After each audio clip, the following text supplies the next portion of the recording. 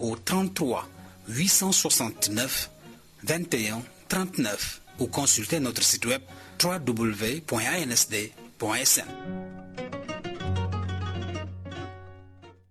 Musique, sport, info, culture, société, économie, éducation. Radio Sénégal International, tout le monde se retrouve.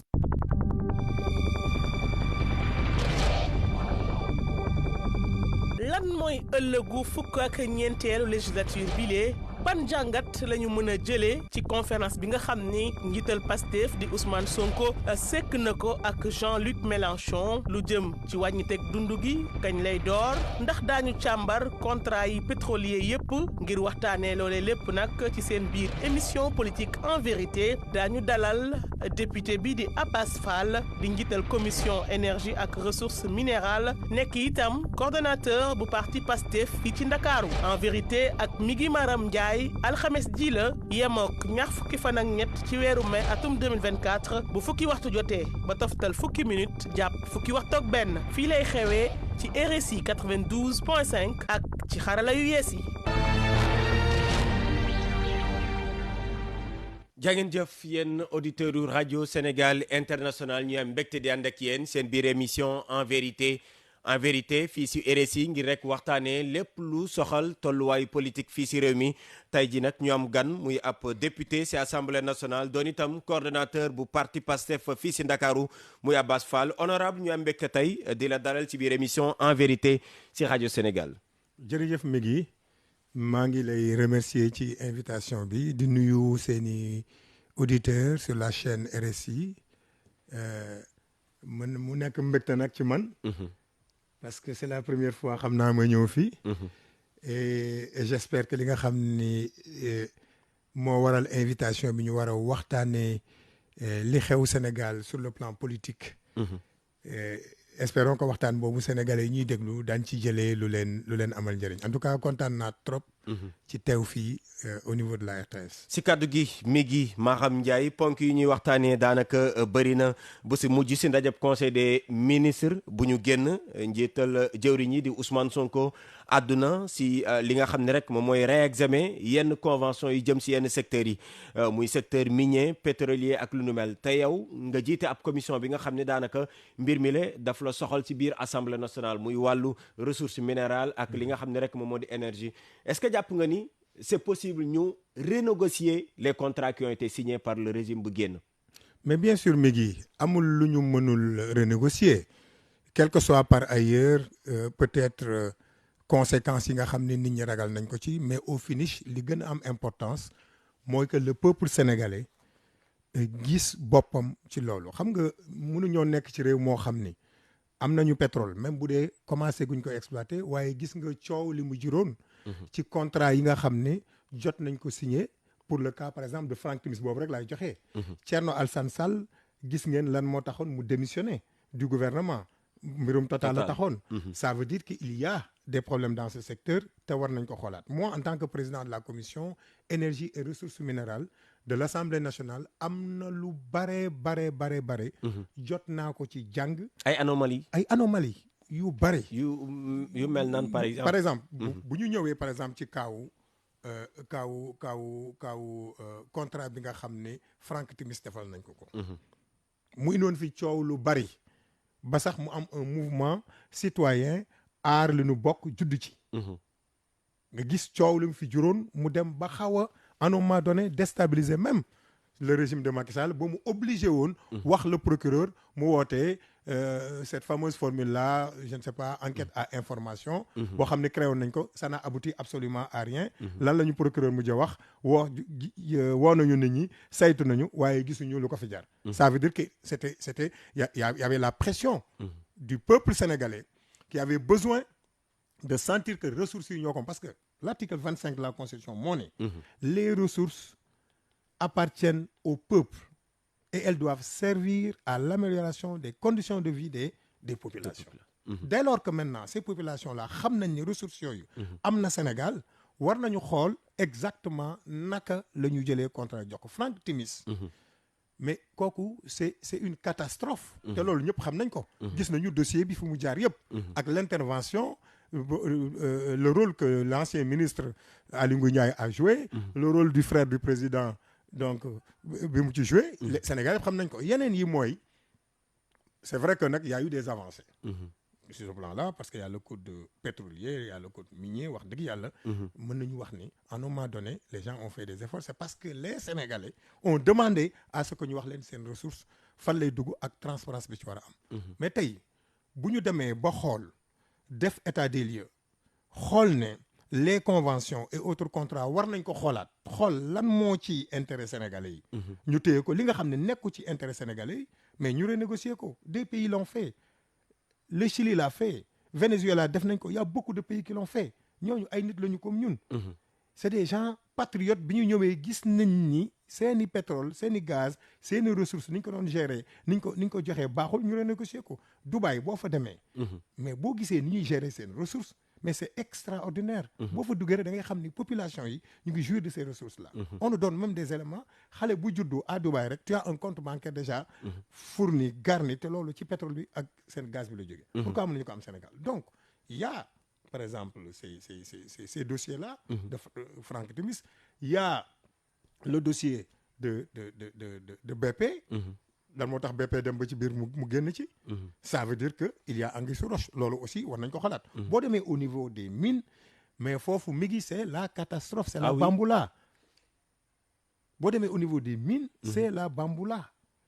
l'exploitation de l'or mais dafa nekk benn mbir moo xam ni ba léegi mënuñu la wax exactement. comment se fait l'exploitation à ces niveaux-là. D'ailleurs nañ def sax une sortie. foofu pour xool exactement la situation des trucs te pour te dire. le ministre des mines bu mu ñëwee assemblée dama ko laaj. ci mbirum or bi ñaata tonnes d'or le Sénégal di exploiter mais ba léegi mënuñu ko wax. en moyenne on nous dit 15 tonnes ci lu leer. ak 5 tonnes yoo xam ni donc daf leen di rëcc xamuñu fu muy jaar informel. te boo demee foofu boo xoolee conditions de vie des populations yi. Oui. Mais c'est extraordinaire. Et lors quitte ces zones-là pour aller directement en Europe un peu dans d'autres localités. te population yi mënuñu ko mais mi ngi loolu. mënuñoo ñëw toog di ko seetaan. Mais dans toutes ces conventions-là est-ce que amul ay clauses yi nga xam ni peut-être moom mooy rendre difficile travail bi ngeen bëgg. Oui mais xam nga une fois je me souviens quand le président Sonko lançait son livre. Pétrole et gaz. Chronique d'une spoliation. maa ngi koy fal au Méridien. Il y a des avocats qui étaient là-bas. Donc soulevé woon nañu question boobu. Effectivement le président Ousmane Sonko en son temps avait dit effectivement il peut y avoir des écueils ci côté boobu gars yi ils peuvent blinder. mais terewul mbirum yoon la rek daañ ci dem ba fañ ci war a egg. lépp lu ci possible. parce que nag du ñëw rek di jalgati. dañuy xool toujours rek intérêt Sénégal. bu jaree ñu kase ko. fay sax reprendre suñu alal ce sont des questions de souveraineté. reprendre suñu alal tey. ñu condamné ñu sax tribunal arbitral ak yooyu. ñu fay état Sénégal fay. mais jëlaat alalam. jël lu ñu moom. pour les générations à venir. mais jar na ko loolu du pertement. D'accord. Donc il ne faut pas que ñu focaliser wu ci loolu kese. li ñu war a xool mooy convention yeeg. tous ces contrats-là buñ ko naree renégocier lan lay coûter le peuple sénégalais l'État du Sénégal. Et pour les générations futures est-ce que jar na ko wala jaru ko. Donc mbir mi du yam si réexamen uniquement dinañ ko càmbar. bu jaree ñu topp ko ba mu jeex ça ce sont des assurances yi ngeen di joxe les Sénégalais. Non loolu moom en fait loolu dafa nekk suñu cheval de bataille mi ngi Mariam. Mais lan moo tax président Ousmane Sonko sonnoon lii rek ce sont ces questions-là. J'ai parlé à un homme politique bëgguma tudd turam. mu ne ma gis nga les questions de ressources naturelles. un homme politique bu am fit rek moom moo ko sañ a tudd. Face à ces enjeux-là gis nga les puissances auxquelles nous faisons face. ce sont des gens ce ne sont pas des enfants de cœur ku amul fit doo ko tudd. donc président Ousmane Sonko coow li lu muy bari ñu ko doon bundu xatal ak yépp. c'est parce qu'il a osé mettre le doigt là où les gens ont toujours eu peur. Mais est-ce que jàpp nga ni Assemblée nationale lam su waroon def na ko. Voilà xam nga Assemblée nationale. Oui. Nous sommes dans une situation un peu donc compliquée. Nous n'avons pas la majorité. Pour le moment, oui. Pour le moment. Nous n'avions pas la majorité. Donc toutes les actions que nous posions, c'était des actions qui étaient vouées à dénonciation rek la ñu mën def. Mais actions formelles yu ñu posé saisir par exemple le président de l'Assemblée, le bureau de l'Assemblée nationale pour des enquêtes, de mise en place de commission enquête parlementaire kooku ci tiroir yi la ko gars yi doon dugal. Mais je pense quand même que fi ñu jëm nii l'Assemblée nationale pour une fois doit se réveiller xam ni le peuple sénégalais ñoom ñoo ne dañoo jël seen 54% jox ko le président Bassirou Diomaye Faye. ne ko dañoo bëgg réew mi changer. Assemblée nationale pour man dafa war a inscrire dans cette dynamique. Et ça je ne le cache pas c'est pas un secret de polichinelle. Il y a des députés man yu ma xam yu nekk du côté de la majorité. bu ma wax loolu ne ma suñu doom yi ñoo ne 54% yi ñoom ñoo bëgg a réew mi changer. dañuy suivre suñu mouvance doom on va pas vous laisser faire n'importe quoi mais lépp loo xam ni intérêt réew mi la ñun les députés de Benno Bokk Yaakaar certains dinañ ci jouer dañ ci war def. et loolu oui est-ce que loolu kon ay garantie la pour ngeen bañ a dissoudre l'Assemblée nationale ou bien. non parce que le débat judd na bërki démb on a entendu votre collègue Guy Marius Sagna bokk na si ñi nga xam ne jàpp nañ ni war nañoo dissoudre Assemblée nationale. est-ce que su matee 2 ans jàpp nga ni wala boog ban décision la sa man mooy position parti bi. est-ce que da ngeen jàpp ni après les 2 ans mois de septembre da ngeen di dissoudre wala qu'est-ce que vous allez faire. loolu xam nga man je suis un militant discipliné quand même. oui mën naa wax sama xalaat. sa xalaat lañ ci soxla oui. mais nag quand même bugguma sama xalaat ñu jël ko. comme xalaatu parti bi. ñun dañu am kilifa muy le président Ousmane Sonko. dañu am un bureau politique. dañu am donc des coordonnateurs départementaux. ñun suñu parti démocratie moo fa am. lépp dañ koy waxtaanee. les gens pensent que Ousmane Sonko day génn rek wax ça n'a jamais été comme ça. mën naa la wax fii à plusieurs reprises. proposé na ay trucs gars yi ne ko non lii bu doon suñu sagu président. donc mënuma wax ne. dañuy tas assemblée d'ici septembre je peux pas le dire. mais je dis. nous sommes dans une dynamique boo xam ne tey jii nii il faut un équilibre te équilibre boobu du question da ngay dissoudre assemblée pour faire venir une autre majorité mécanique rek. mu ñëw di def la même chose que les autres. man pour man li ma xalaat mooy. si l'Assemblée nationale actuelle joue le rôle responsable bi mu war a jouer.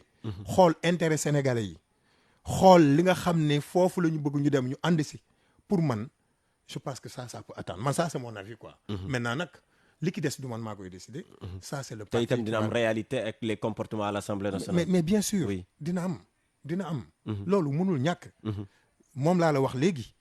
donc il y a énormément de choses quand même qui s'est passé à l'Assemblée nationale. je pense que dootul amati léegi. parce que nag quand même ñun lu ñu bëgg cohabitation. responsable.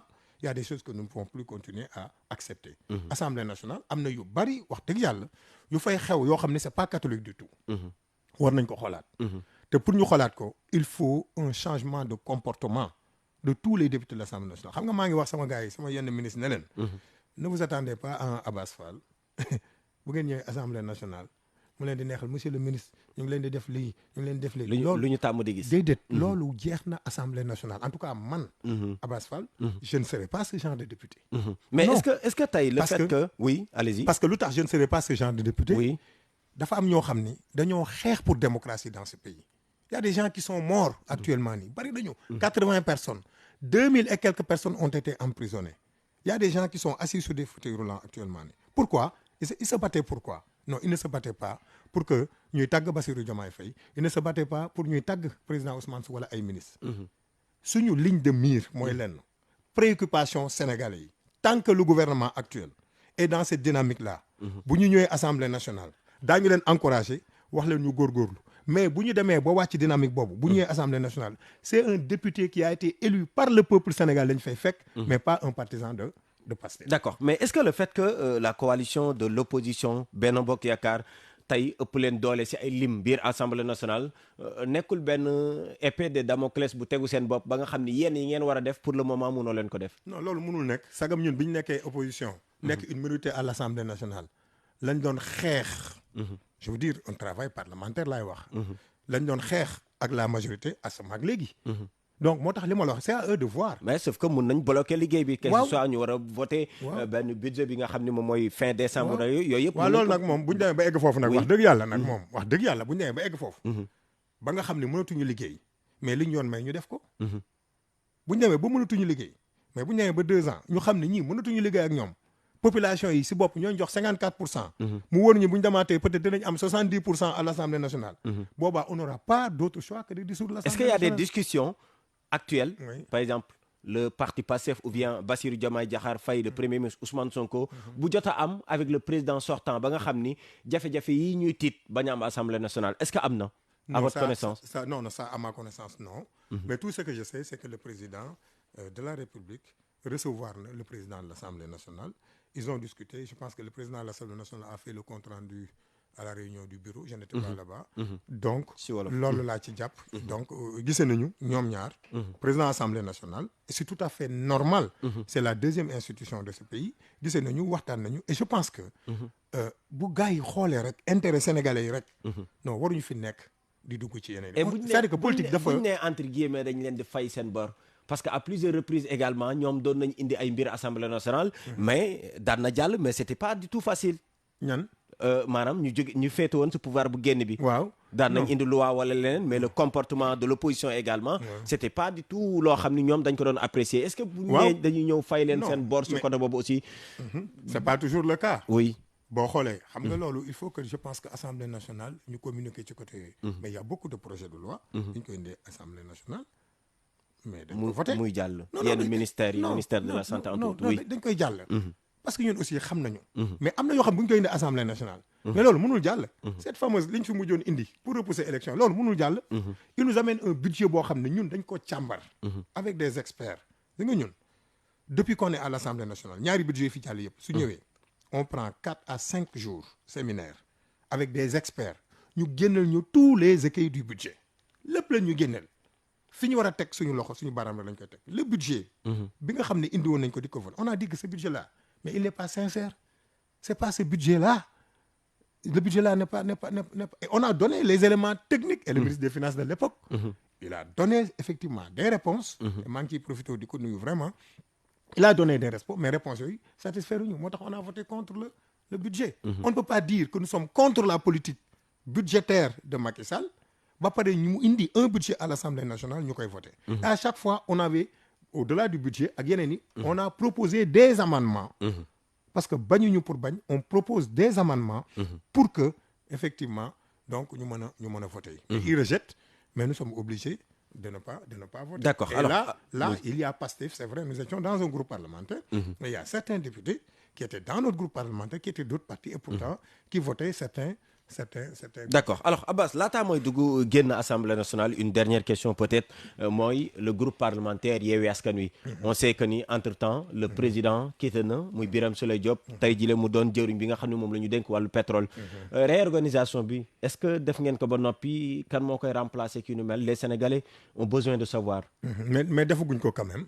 defaguñ ko mais xam naa yàggatul parce que quand même on a besoin d'avoir bon c'est vrai qu'on avait amoon nañu président de groupe parlementaire adjoint muy Serigne Cheikh Thioro Mbacké maa ngi koy profité ci antenne bi di ko nuyu moom moo nekkoon adjoint moom mooy continuer di assurer l'intérim jusqu'à ce que donc au niveau du groupe ñu toog désigner un nouveau président de groupe parlementaire mais pour le moment adjoint mu ngi def liggéey bi li ci des ñun ñu ngi xaar ba suñuy kilifa. ñi nga xam ne ñoom ñoo ñu kii wax ñu exactement naka lañ ci def. yéen a ngi seen biir émission en vérité si rajo Sénégal international si kaddu gi mi ngi Maham Ndiaye ma si dalal honorable député Abbas Fall député à l'Assemblée nationale doon coordonnateur du parti PASTEF à Dakar beneen information bu génn si ndajeb conseil des ministres jëm na si dund gi.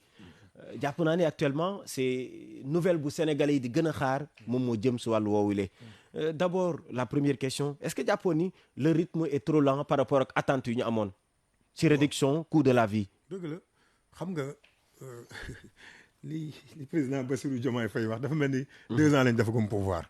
mi ngi tey defe naa bu ma compter ñeent fukki fan lañ dafa gum au pouvoir 40 jours. 40 ou 45 jours bu ñu ko calculer. munoo fi fekk loo xam ni fukki at ak ñaar la nga ñëw nga régler ko en 40 jours. Donc le fait même d'avoir posé ces jalons-là commencé def waxtaan. pour que ñu wàññi njëgu dund gi loolu rek dara la. Et le président le premier ministre bon quand je dis président nag. je parle du président du parti. dañoo tàmm wax président Ousmane Sonko ba nit ñi nañu baal xam ni. on parle toujours du président du parti mais le premier ministre le président Ousmane Sonko def na un compte rendu au conseil des ministres wax fi ñu ci toll. te defe naa yàggatul bientôt. dund bi dina wàññeeku Sénégal loolu moom leer na. par le ñeent passé fukki fan lañu def maintenant nag nit ñi. par le passé yàkkamte na. daanaka président Macky Sall matul 1 mois mu wàññi mais après gis nañ les conséquences est-ce que di ngeen jël garantie yi nga xam ni boo leen wàññee. waaw fii ak 5 ans yi du yokkaat. mais au non, moins non, par su le fekkee passé. ne amul dara loo xam ni benn crise mondiale wala leneen bu ñu fekk si est-ce que di ngeen jël garantie ba nga xam ni. su ngeen wàññee doo ngeen toogaat 3 mois 4 mois après du yokkaat ndànk-ndànk. waaw d'accord xam nga tey jii nii bon je ne sais même pas nag ndax 1 mois la Macky Sall defoon wàññi loolu il faut ñu xoolaat ko. non c'est moom mooy décision bu ñu njëkk a jël. bu njëkk a jël waaw d'accord loolu kon defoon na lu baax période boobu. mais je après dis- gis nañ les conséquences. mais après gis nañ les Oui. conséquences mais xam nga lu tax. parce que pour man li ma gëm mooy tant que defuñu dund gi priorité ces questions-là vont revenir mais cela va être adossé à autre chose bu ko fàtte. la nouvelle politique agricole du gouvernement. pour le moment daañu fexe lu ñu mën a def pour wàññi ko parce que lépp dañ koy jéggaani indi ko fii te état bi dafa war a am benn équilibre bu muy def naka lay def ba dund gi du cher. mais naka lay def ba aussi ba keesu état bi ci li ñu war a fay ci ay taxes nga xam ne loolu aussi bu duggee dafa war a dem feneen. dafa war a dem ci éducation dafa dem ci santé dafa war a dem feneen ak feneen ci budget bi ñu fexe ba loolu aussi ñu war ko bañ a perte loolu équilibre la boo xam ni il faut que ñu créer ko. donc mënut a ñàkk ñu wàññi ko mais duñ ko wàññi n'importe comment mais maintenant mënuñu nekk dans cette logique de réduction permanente du coût de la vie. excuse-moi. mu ñu nekk ci logique boo xam ni toujours boo dañ naan nañu wàññi dund nañu wàññi dund xam nga lan mooy problème bi. oui naka la ñuy def ba dundal suñu bopp.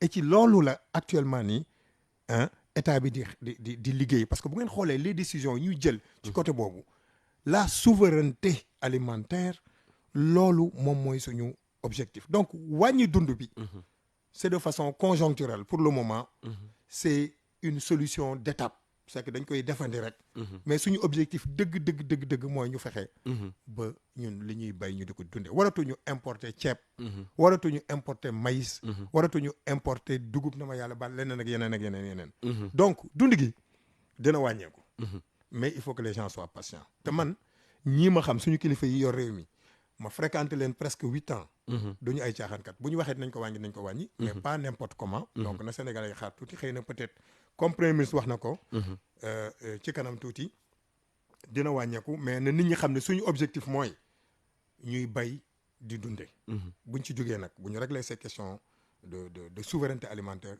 ñu jëm nag sur les questions de transformation xam naa dinañ ci ñëw mais dina wàññeeku incha allah dinañ ci dégg si biir jotaay bi si waxtaan yi parce que ñu ngi woon si dund gi mu doon loo xam ni itam amal na askan wi solo lool mais également leneen loo xam ne amal nañu solo moom moo wàllu yoon parce que yéen yàgg ngeen ko jooy yoon nu muy doxee fii si biir Sénégal ñu gis ni tamit le président de la République Bassirou Diomaye Diakhar Faye daanaka dialogam bu njëkk mu ni si wàllu yoon la koy jagleel le 28 mai bii ñu dëgmal si lay doon li nga xam ne rek moom mooy boobu leen ndaje ñuy xaar nag ay réformes yu bëree bëri am na yoo xam ne jot ngeen ñu ko promettre seen biir programme coalition Diomaye président tey jii conseil constitutionnel war a doon cour constitutionnel entre autres ay renforcer rem li nga xam ne sax moom moo di conseil supérieur bi ak yeneen i ponk mais gis nañ ba tey nga baal ma parce que question boobu mënuñoo rëcc y a quelqu'un qui est actuellement arrêté Bah Diakhaté pourquoi on en parle parce que le parti de l'opposition APR dañ cee def un communiqué di wane ñoom dès à présent seen njàqare wan ñu yoon bii ngeen jël si wàllu woowu du yoon bu baax est-ce que jàpp nga ni am na lu coppite si doxalin yi parce que lii nii yéen moom ngeen doon kaas tey liberté d'expression la ñuy làqatu si ginnaaw pour wax yéen ngeen bëgg leen a indil ay gàllankoor itam seen gis-gis est-ce que vous êtes d'accord par rapport ak seen communiqué bu mujj bi. xam nga wax dëgg yàlla sax bon man communiqué bi sax bi ma ko gisee dama reetaan. mais xam nga suñu xale yi ci réseaux sociaux yi dañoo xarañ ba finalement c'était un peu ridicule parce que boo liiree communiqué. bu Seydou Gueye le porte-parole de la parole ndeysaan ñu ne dañuy résistance. elle qui dit que ñun ba ñuy résister dañ ne résistance boobu. c'est du terrorisme. léegi ñoom ils nous ont rejoint maintenant dans le terrorisme loolu léegi dañuy résistance c'est bon ils ont le droit de résister. ma lire communiqué bi ñu ne seen waa ji ñu jàpp. il a fait une sortie documentée la ñu wax. est-ce que yaa ngi léegi nga ko documenté waay. documentée avec des preuves à l'appui. waaw mais le procureur laajul dara de. na indi preuve rek la ñu wax. na ko indi bu ko indee. Sénégal yi xam ne wax na dëgg. ah mu ñibbi këram. et puis ça c'est pas nous c'est le procureur. déggoo président Ousmane Sonko wax ci déggoo le président Bassirou Diomaye Faye wax ci mais ñoom c'est-à-dire que xam naa ils sont devenus subitement amnésiques. wala opposition dafa xaw a metti ci ñoom. mais mi ngi 80 personnes ñoo dee fi am seen nguur. rey 80 personnes suñu nguur ñaanuñu yàlla rey nit. mi ngi 2000 personnes 2500 personnes ñoom la ñu bàyyi woon ci kaso bi. lu ñu leen jàppee émoticône am na koo xam ni émoticône xam nga émoticône reetaan. la def ci page Facebook am ñu jàpp ko. ñi nekk ci chaise roulante yi ñoom la. au-delà de tout yooyu sax c'est des questions politiques yoo xam ne moo jiñ loolu mu am leneen prévarication bi c'est-à-dire que yàq bi ñuy yàq alalu réew mi càcc gi ñuy càcc alalu réew mi te loolu laalaguñ ko sax benn partie dinaa ci ñëwaat et c'est là où on va presser la justice. on va presser le gouvernement bi nga xam ne ñoom am na ay dossiers yoo xam ne IGE président de la République lañ koy jox on demande au président de la République mu transmettre ko au ministre de la justice mu transmettre ko donc à la justice ñu def seen liggéey c'est une demande sociale. rey nit yóbbu nit kaso ak yeneen rek musiba la asamaak nag jël alalu réew mi jël alalu réew mi sàcc ko ak rey nit ñoo yem donc su ma liiree seen communiqué bi mais damay reetaan rek awma lu ma ci wax mais sagam ñoom ñoo dem bay wax lii ne seen xel dalul bu yóbboo ñoo xam ne seen xel dina gën a ñàkk dal parce que on va pas s'arrêter en si bon chemin nekk mais président est-ce que ay menaces la par rapport ak non du ay menaces oui du ay menaces Abbas non du ay menaces xam nga lu tax da ngay dégg président Macky Sall mu ne dafa jëloon concam teg ko ci ay dossiers du moo ko waxoon. Sénégalais yi naqaru woon ko. Sénégalais yi naqaru woon ko. oui léegi dossiers yooyu duñ ko jox justice buñ ko fekkee ñun duñ ko jox justice duñu teggi conc bi jox ko justice mi ngi. duñ ko def. mi ngi ces gens-là qui ont été tués mu am ay plaintes un peu partout kenn du ko topp. ah mais yee Assemblée nationale ñoom ñoo voté loi d'amnistie. oui mais muy jël en compte daanaka ay faits mars 2021. yenn yi foofu la dugg mais dans la loi d'amnistie. oui. il y a une clause. qui dit que si par exemple il y a des éléments yoo xam ne dañoo yaakaar ne bokkul ci loi d'amnistie bi ce sera à la chambre d'accusation de traiter ça. kuñ ci jël jàppale ci côté boobu. nga indi loi d'amnistie. chambre d'accusation moom mooy xool lu muy def après loolu boo liiree loi d'amnistie di nga ko ci fekk. donc ñoom nañ jàngi. ñu lire loolu. non il n'est pas dit que dañoo voter cette loi à l'Assemblée nationale. que ñëpp dañuy rëcc. il y a des choses qui ne sont pas prises en compte par la loi d'amnistie. donc mais dama lay laaj rek mi ngi. ñaata plainte le président Ousmane Sonko déposé woon ban lañ ci traité ñaata plainte ñun la ñu déposé ñun ban lañ ci traité benn traité wuñ ko ci. donc c'est pas eux de nous dire vraiment. ñun nag suñu yoon nekkul. ci justice nu muy doxee. mais man je ne parle pas en tant que membre d'un parti. je parle en tant que citoyen sénégalais. bu dund de 2019 à maintenant lu ñu musul gis Sénégal ñun ñooy wax ne na justice def liggéeyam. bu mu jël benn parti pris nag politique. ñun loolu daañu ko xeex. tey jii nii bu ñu jàppoon quelqu'un qui est de l'opposition mu wóor ma ni kii deful dara dinaa wàcc ci mbedd mi. apporter ko mon soutien. loolu man maa ko wax. mais quel appel alors à l'endroit de vos militants également. Voilà. Est-ce que parce que fekkee ne jàpp nañ Bah Diakhaté. par rapport ak ces propos yi dinañ ci ñëw après avec le sujet évoqué dinañ ci duggaat léegi. mais est-ce que liberté d'expression bi maanaam wàllu yoon du am limite par rapport ak nga féete ci Pastef wala nga féete ci APR parce que comme ni ñu ko waxee par le passé yooyu mooy sénégalais doon naqarlu est-ce que tey am na ay garantie yoo nga xam ne tey fas yéene ngeen ko jël jaaree ko ci dialogue bi ba nga xam ni yoon dina moom boppam parce que bokk na seen programme ba nga xam ni parquet bi dootul wéeru rek ci ministère bi nga xam ne moo yor wàllu yoon. mais mi ngi loolu moom mooy suñu xeex parce que ñun problème mu yoon ni mu jengee woon moo ñu jural li ñu fi am yëpp ci Sénégal mës nga gis dans un parti politique ñu jàpp 2000 personnes tëj des députés ñu leen di jàpp di leen tëj di leen toroxal ay députés koo xam ne assemblée nationale lañ ko fekk yóbbu ko. jàpp ko le président du groupe parlementaire Birame Souleye Diop point de presse mu def wax ñu jàpp ko tëj ko alors que c'était un député en session. ñoom Cheikh Thioro Mbacké yi ñoom ñeneen ak ñeneen su ñeneen député jàpp nañ leen tëj leen Ismaïla Diallo bu ñuy voté la loi d'amnistie à l'Assemblée nationale biir assemblée dañ ko doon dóor un député ñu di ko dóor à l'Assemblée nationale où étaient ces gens-là. et Bassirou Goudiaby. Bassirou Goudiaby. ak ñeneen ak ñeneen ak Ayib Daffé mais yooyu lañ bëgg mu jeex ci réew mi te loolu man je le dis te ñëpp xam nañu côté boobu peut-être du ma ràcc jëmale sama kanam. mais côté boobu. moi je t'assure man Abass Fall. Pastef laa bokk. mais bis bu ma gisee ñu commencé poser ay actes yoo xam ne régime bi passé ñoo ko def. je descendrai dans la rue. loolu moom man dama ko gëm parce que ñi dee sonn li justice problème justice la ñu am ci réew mi. dama lay jox benn dama gis benn gendarme fenn mu gis ma rek ne ma non bu ngeen xamoon ñun li ngeen def. non yéen da ngeen war a gën a góorgóorlu. mu ne ñun chaque jour. ñu indi ñu assemblée nationale ñuy traquer ay député coow bu dul jeex. parce que tout simplement gars yi bugguñu woon réew mi jóge ci loxo yi dem ci ren loxo. assemblée nationale doo fa di gisati gendarme. d'accord alors. donc dama bëggoon cette question. oui de ñu loolu il faut que. vraiment je sais que. suñu autorités yi duñ ko caaxaane. parce que boo gisee les actes qu'ils ont posés. on a mis qui au niveau du ministère de la justice. c'est quelqu'un Ousmane Diagne. qui a dit je n'ai jamais été procureur donc d'un président de la République ou d'un gouvernement. il a posé les actes. lu tax ñu indiwaat ko. mënoon nañ jël kenn ku bokk ci ñun. teg ko foofu. mais on a pris quelqu'un koo xam ne dañu xalaat ne il sera indépendant. boo demee. ministère de l'intérieur ka lañ fa teg.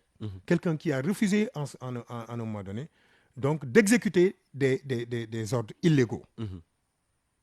instruction yi ñu ko jox mu ne du ko def. moom la ñu indi ça veut dire que tey bu ko Bassirou Diomaye Faye waxoon ne ko defal lii. du ko def. ok alors le ministère des forces armées aussi c'est la même chose. donc ñun loolu daañu ko xeex. et on rassure les Sénégalais que parti pris du fi am. mais munoo taxaw nag wax saaga kilifa. wax ko lu ñaaw.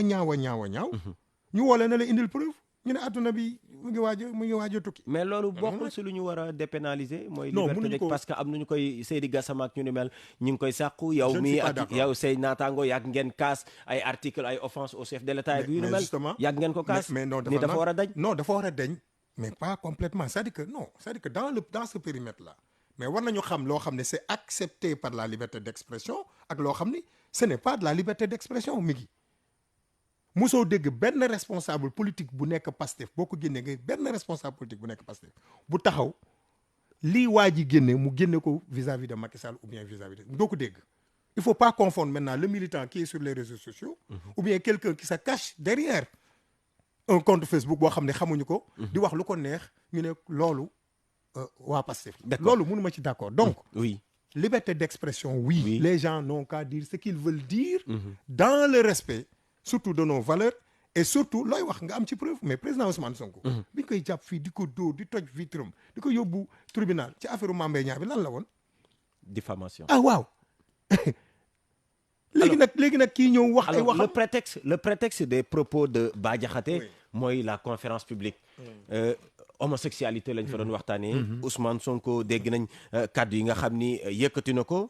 muy jàpp na ni su fekkee ni suba guerre wala confrontation mun naa am diggante Occident ak suñuy réew yi question boobu moom moo ko nar a indi. mais visiblement cette sortie là dafa mel ni convaincrewul ñenn ci Sénégalais yi. doon nañ xaar peut-être un discours beaucoup plus radical. mooy ñan mais président mooy ñan xam nga da nga ne ñenn ci Sénégalais yi. mooy ñi ngay dégg rek ñu koy ñaawlu. waaw mais ñooñu di ko ñaawlu. bi fi Macky Sall nekkee fu ñu nekkoon dama laaj fu ñu nekkoon bi Macky Sall taxaw fii ne l'homosexualité est tolérée au Sénégal. on ne met même pas des gens en prison par rapport à leur orientation sexuelle Macky Sall wax na ko fii ñooñu fu ñu nekkoon. mais Abass à ce rythme est-ce que nekkul bu ñu leen accusé dara ngeen ni non est-ce que Macky lan la defoon damay je vais plus loin. dama la bëgg a wax rek la. ñoom fan la ñu nekkoon loolu xanaa tey lañu dégg Ousmane Sonko mais li président Ousmane Sonko lu mu wax. et bizarrement. bëgguma wax ci sa mbokk yi. waaye xam naa fa nga jëm. waaw xam nga dañ leen di orienté mais léegi dama bëgg a xam. est-ce qu'il y a plusieurs types de journalistes qui comprennent différemment les choses. la presse internationale ban traitement la def ci propos président Ousmane Sonko bi. traité wuñ ko d'homophobe. homophobe mooy koo xam ni ku bañ góor jigéen la. toute la presse occidentale. loolu la ñu wax. nga ñëw Sénégal ñu ne non li mu wax leerul.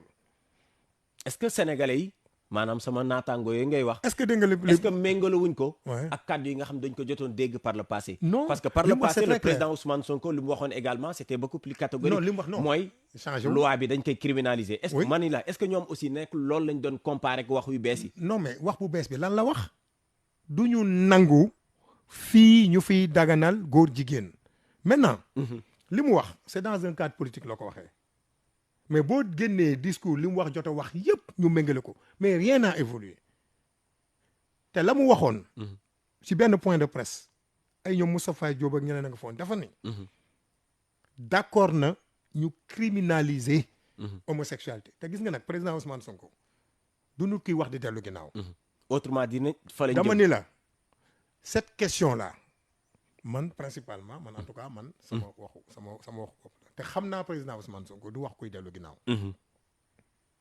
cette question là nañ ko war a traité daañu ko traité parce que la mu waxoon mooy il est d'accord sur le principe mais d'accordul ci nañ ko bëgg a defee wax na ko ba waa sàmm ànd sàmm jikko yi ñëwee seet lu mu leen wax d'accord naa ci mais am naa ay réserve ci nañ koy tëralee parce que li may bañ mooy comme li xew ci ay kaawu viol nga taxaw laal karawu jigéen rek ñu ne violé yóbbu la tribunal tëj la mën nga romb góor mu lamsal sax nga ni góor jigéen la ñu jàpp ko tëj ko ci affaire yoo xam ne donc war nañu xool loi bi nañ ko càmbar ci loolu lañ teg mais dinañ ko voter mais même su daañu fekkee ko dañ ko càmbar dama càmbar. ni la daañu ko càmbar Abbas est-ce que dinañ ko Déglu ma. voter même su fekkee dañ koy càmbar. Déggoo li ma texte la yëpp garantie yi nga xam ni dana tax seen crainte yi bañ a am mais est-ce que dinañ ko criminaliser. déggoo li ma au la wax Sénégal déggoo li ma la compromis. wax déggoo li ma la wax li ma la wax kay leer na dama ni li mu wax leer na encore une fois je le dis Sénégal yëpp dama déglu oui.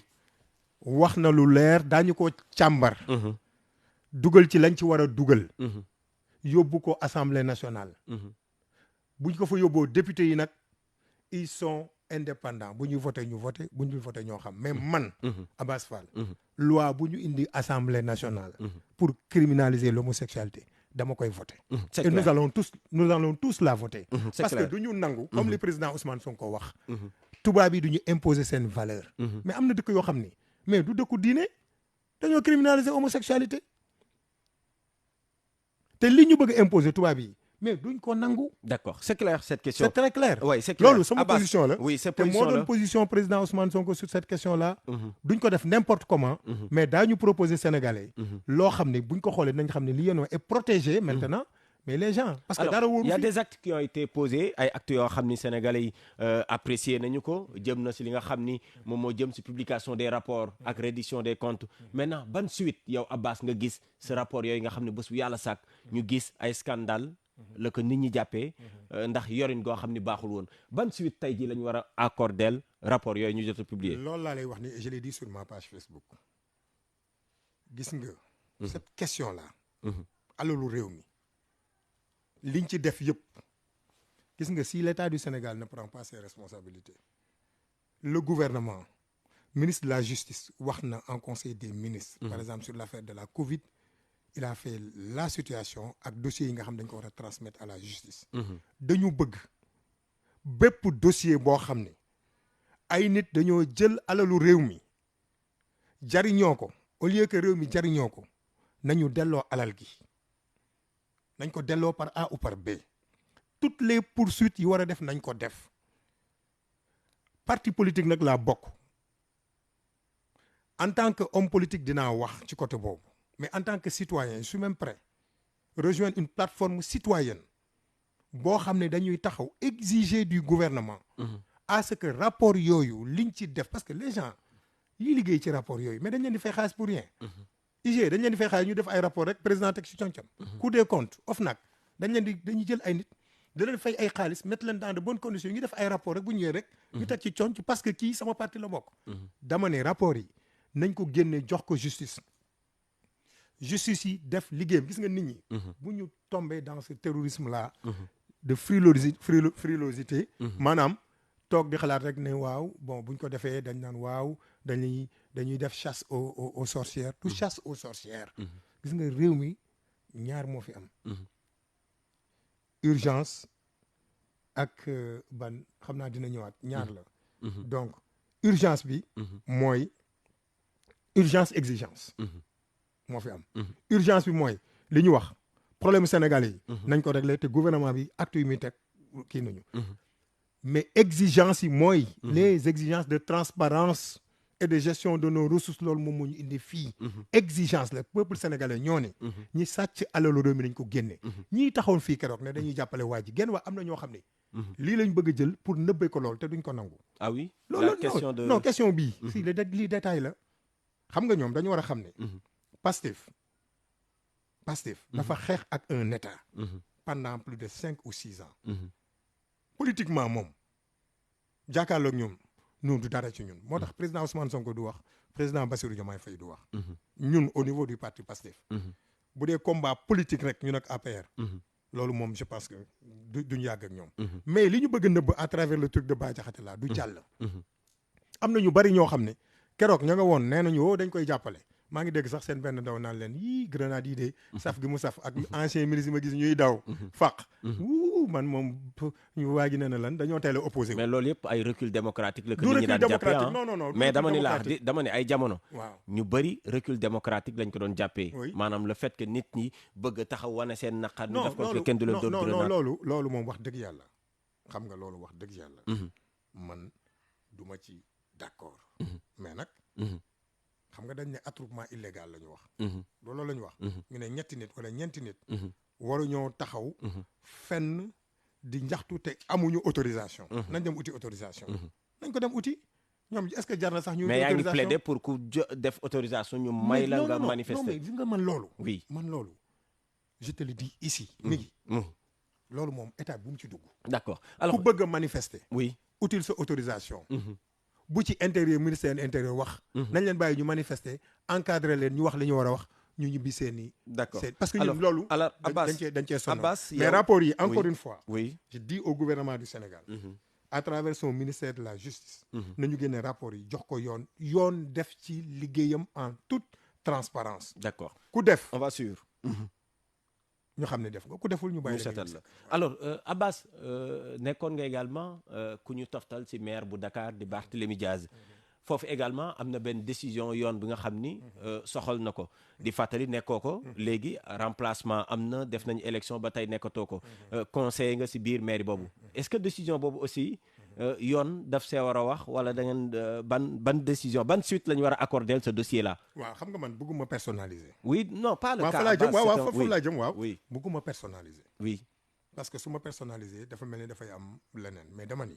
bépp dossier judiciaire boo xam ne dañ ko war a appliquer ak ku mënti doon muy Abass Fall muy Ousmane Sonko muy keneen nañ ko appliquer. la ca des nag loolu. ce sont d'autres considérations. jubal. jubbanti. du président moo ko wax na jub yoon. na jubal. na commencer pour moom na jubbanti. jubbanti bi mooy. lépp loo xamoon ni mu jàngoon na ñu dellu ko. mais épisode boobu naka nga ko dundee Abbas. oui xam nga man.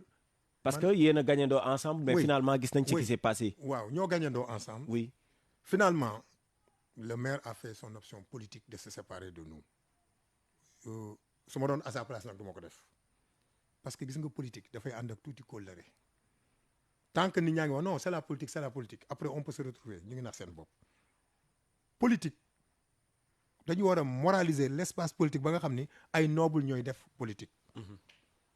li Platon doon wax il faut que les gouvernements soient fondamentalement philosophes ou que les philosophes deviennent fondamentalement gouvernants. C'est que les rois soient philosophes ou que les philosophes soient rois.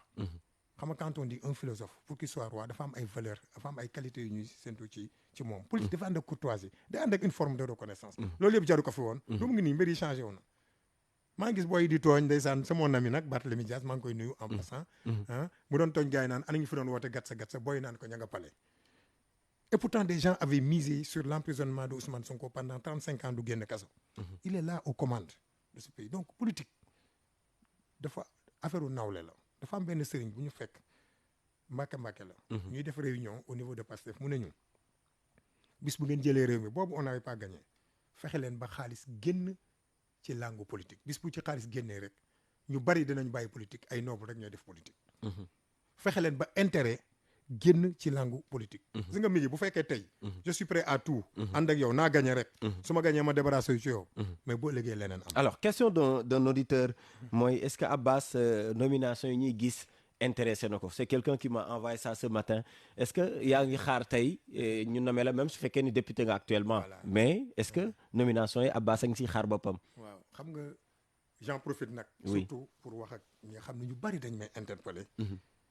naan ma wii gisaguñ la ci nomination yi am na kenn ku ma wax sax xaw naa jàpp ma ne ko mais yow c'est-à-dire que li ngay wax sax yow da nga ma xeeb moi je suis député à l'Assemblée nationale je suis président de commission tey wax dëgg yàlla am naa cër ci réew mi cër boo xam ne moo ma gënal cëru ministre suñ ma woowoon xëy na sax du ma trahir nag vraiment sama discussion yi ma am ak le président Ousmane Sonko du ma ko trahir mais xëy na bu ñu ma woowoon ci gouvernement ci yenn conditions yi sax man leen dem leen donc waruñu nekk ci dynamique boobu.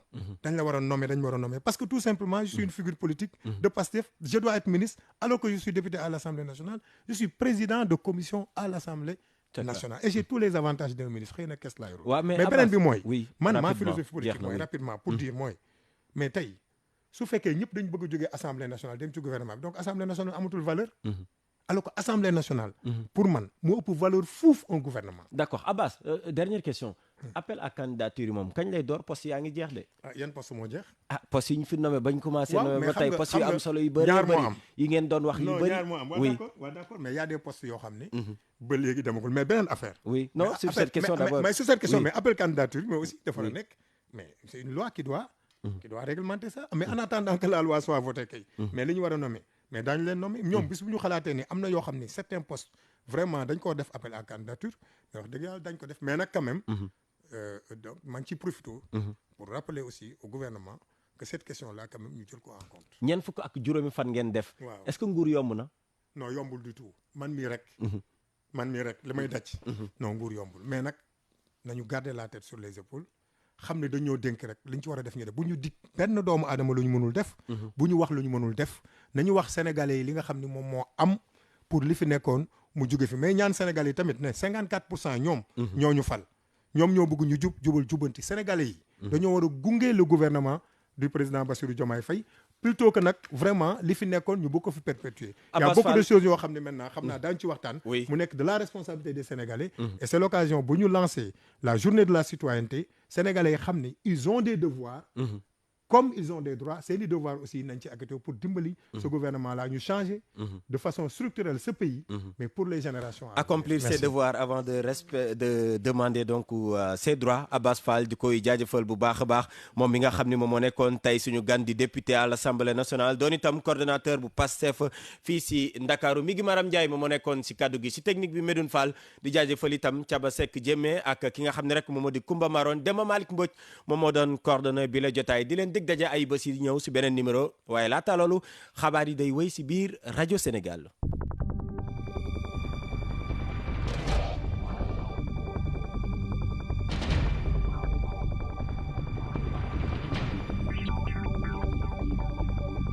En vérité, du ma mos a bokk mukk ci luy delloo Sénégal ginnaaw. seen émission politique ci rajo Sénégal International. waratuñu fal nit parce que dañ naan ah na fi diw jóge rek keneen ku ñëw baax. am nañu ambition